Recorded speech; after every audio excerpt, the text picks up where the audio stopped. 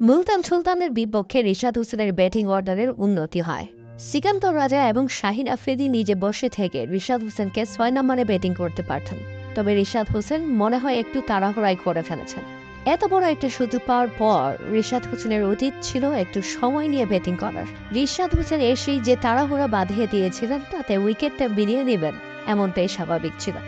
Lahore ৪ wicket হারানোর পর উইকেটে আসেন রিশাদ হোসেন আর এসেই শুরুর বল থেকেই মারমুখী ভঙ্গিতে ব্যাট চালাতে থাকেন, যেখানে তিনি পুরোপুরি ব্যর্থ হয়েছেন এবং মুসাম্মিমের দ্বিতীয় ডেলিভারি দেন রীতিমতো বোল্ড হয়ে যান তিনি। তাতে ৪ বলে ২ রান করে শেষ হয় রিশাদ হোসেনের ইনিংস। সেই সাথে লাহোর কালান্দার্স হারায় তাদের পঞ্চম উইকেট। রিশাদ হোসেনের উইকেটটা লাহোর কালান্দার্সের জন্য খুবই গুরুত্বপূর্ণ ছিল, তবে রিশাদ হোসেন কিছু করতে পারেনি। এতে ব্যাপকভাবে চাপে পড়ে যায় দলটি, কেননা তাদেরকে চেঞ্জ করতে হবে ২২৮ রানের মতো বিশাল লক্ষ্য। উল্লেখ্য, এর আগে বোলিং করতে এসে নির্ধারিত ৪ ওভার বোলিং করে ৪৫ রান খরচায় ২ উইকেট তুলে নিয়েছেন রিশাদ হোসেন।